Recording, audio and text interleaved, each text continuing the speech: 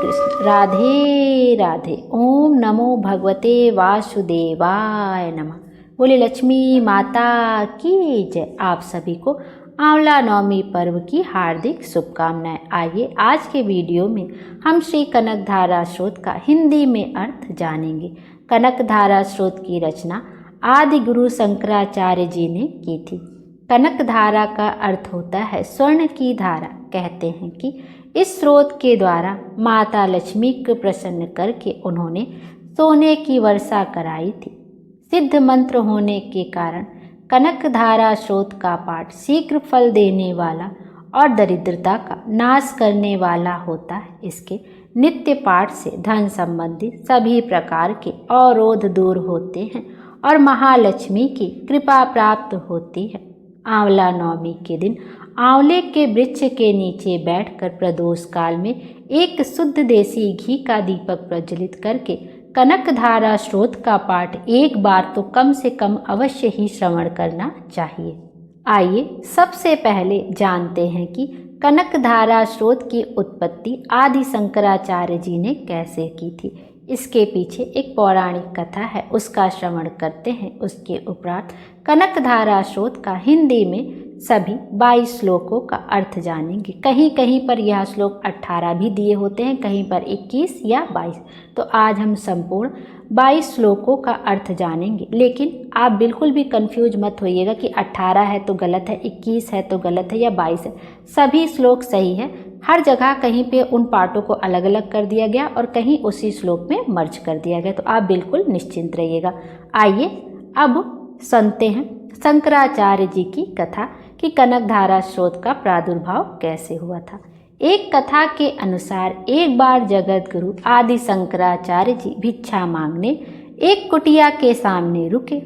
वहाँ एक बूढ़ी औरत रहती थी जो अत्यंत गरीबी और दयनीय स्थिति में थी। शंकराचार्य जी की आवाज़ सुनकर वह बूढ़ी औरत बाहर आई। उसके हाथ में एक सूखा आंवला था। वह बोली, महात्मन, मेरे पास इस सूखे आंवले के सिवाय कुछ नहीं है जो आपको मैं भिक्षा में दे सकूं। शंकराचार्य जी को उसकी स्थिति पर दया आ गई और उन्होंने उसी समय उसकी मदद करने का प्रण लिया। उन्होंने अपनी आंखें बंद की और मंत्र रूपी 22 श्लोक बोले। ये 22 श्लोक कनकधारा स्रोत के श्लोक थे।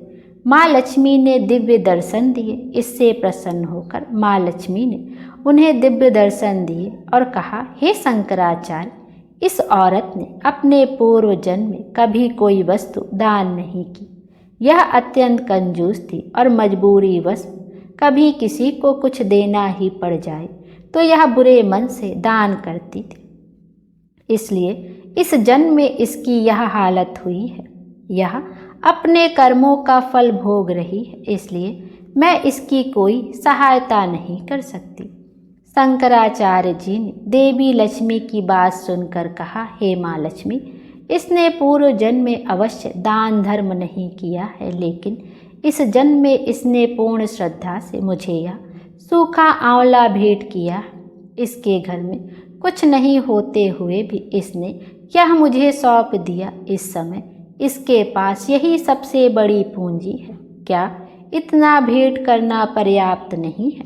शंकराचार्य जी के इस बात से देवी लक्ष्मी प्रसन्न हुई और उन्होंने उसी समय गरीब महिला की कुटिया में सोने स्वर्ण के आंवले की वर्षा कर दी। बोलिए माता लक्ष्मी की जय। आइए अब हम कनकधारा स्रोत का हिंदी में सभी 22 श्लोकों का अर्थ जानेंगे। पहले श्लोक का अर्थ है, जैसे भ्रमरी अर्ध विकसित पुष्पों से अलंकृत तमाल वृक्ष का आश्रय ग्रहण करती है, वैसे ही भगवान श्री हरि के रोमांच से शोभायमान माँ लक्ष्मी जी कटाक्ष लीला श्री अंगों पर अनवरत पड़ती रहती है, जिसमें समस्त ऐश्वर्य धन संपत्ति का निवास है। वो समस्त मंगलों की अधिशात्री माँ लक्ष्मी जी के कटाक्ष लीला मेरे लिए मंगलकारी हो। दूसरे श्लोक का अर्थ है, जिस प्रकार भ्रमरी कमल पर आती जाती रहती है, मंडराती रहती है, वैसे ही भगवान मुरारी के मुख कमल की ओर प्रेम सहित जाकर और लज्जा से वापस आकर समुद्र तनया लक्ष्मी की मनोहर मुख दृष्टिमाला मुझे खूब धन संपत्ति प्रदान करे। तीसरा श्लोक का अर्थ है, जो देवताओं के स्वामी इंद्र को भी सब कुछ देने में समर्थ है, मुर नाम के दैत्य के शत्रु भगवान विष्णु को भी आप अत्यंत प्रिय हो।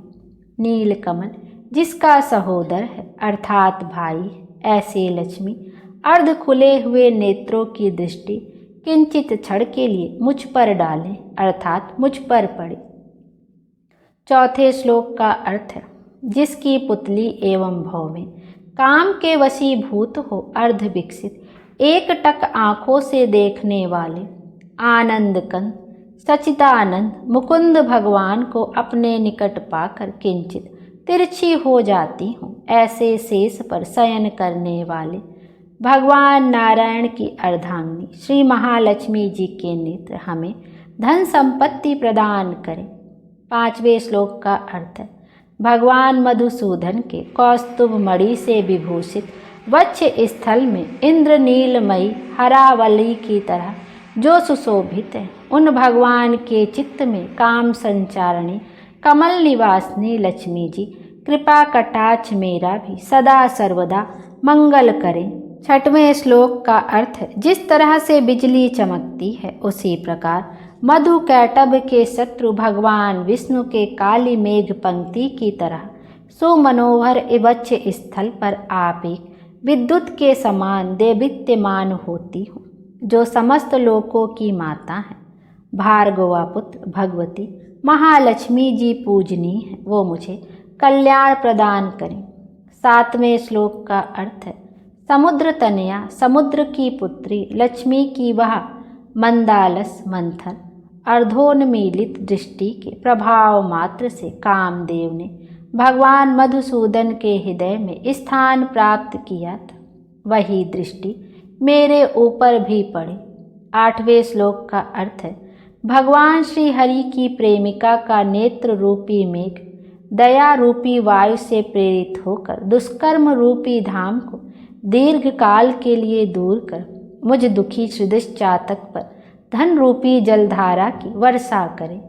नौवें श्लोक का अर्थ है, मतिहीन मनुष्य भी जिसके स्मरण मात्र से ही स्वर्ग को प्राप्त कर लेता है, उन्हीं कमलासना कमला लक्ष्मी जी के विकसित कमल गर्भ के सदृश कांतिमयी दृष्टि मुझे मनोलिभिभाषित पुष्टि संतान आदि की वृद्धि प्रदान करें।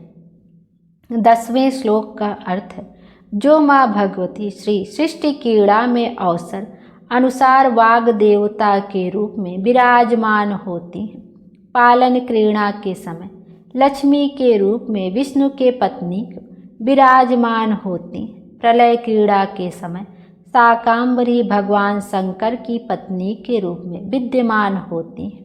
उन त्रिलोक के एकमात्र गुरु पालनहार विष्णु के नित्य यौन प्रेमिका भगवती लक्ष्मी को मेरा संपूर्ण नमस्कार है।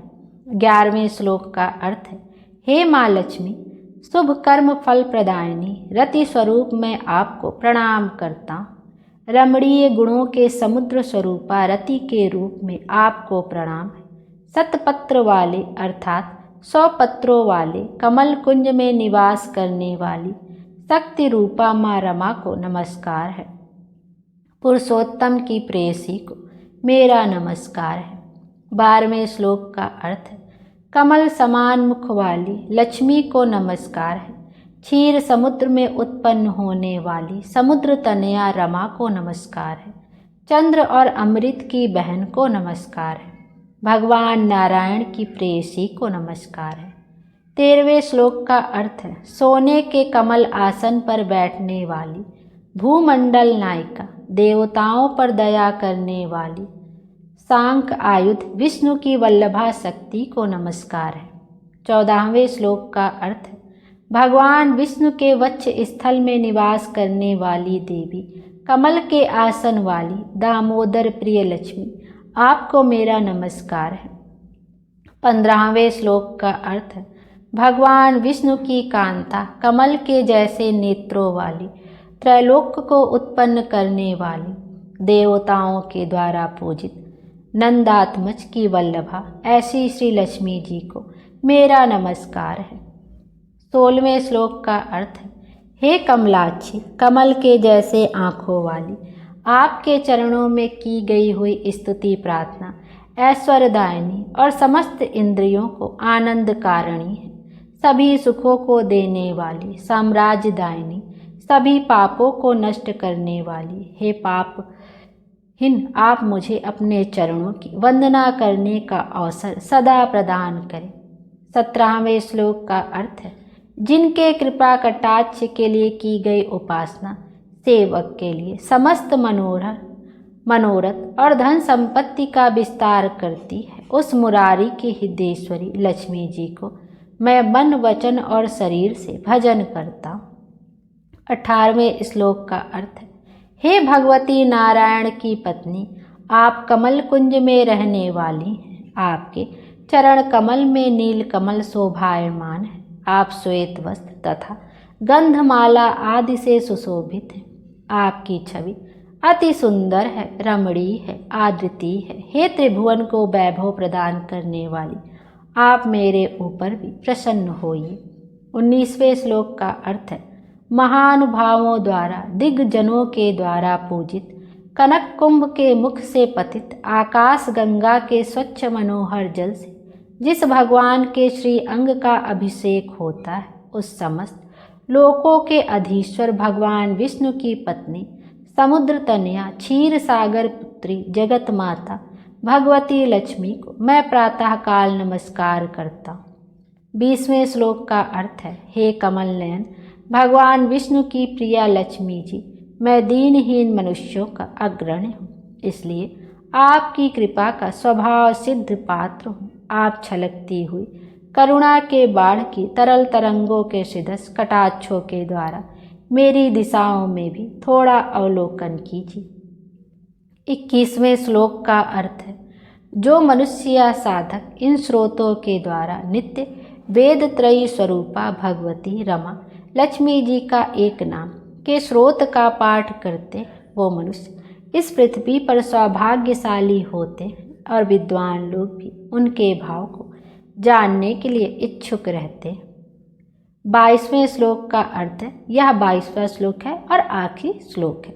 यह उत्तम स्रोत जो आदि गुरु शंकराचार्य विरचित स्रोत का कनक धारा का पाठ तीनों कालों में प्रातः काल, मध्याह्न काल, सायंकाल करता है, वो मनुष्य या साधक कुबेर के समान धनवान हो जाता है। बोले लक्ष्मी माता की जय। यह था कनक धारा स्रोत का संपूर्ण 22 श्लोकों का हिंदी में अनुवाद। चाहे आप संस्कृत में श्रवण करें या हिंदी में श्रवण करें, माता लक्ष्मी उतनी ही प्रसन्न होती। हिंदी में होता है तो हमें आसानी से समझ में आ जाता है, इसलिए हिंदी में मैंने इस अर्थ को बताने की कोशिश की। यदि इस अर्थ को बताने में या कहने में मुझसे कोई त्रुटि हो गई हो तो मेरी भूल चूक को क्षमा करिएगा। माता लक्ष्मी हम सब पर अपनी कृपा दृष्टि बनाए रखें और हमारे जीवन को खुशियों से भर दे। Thank you. राधे राधे।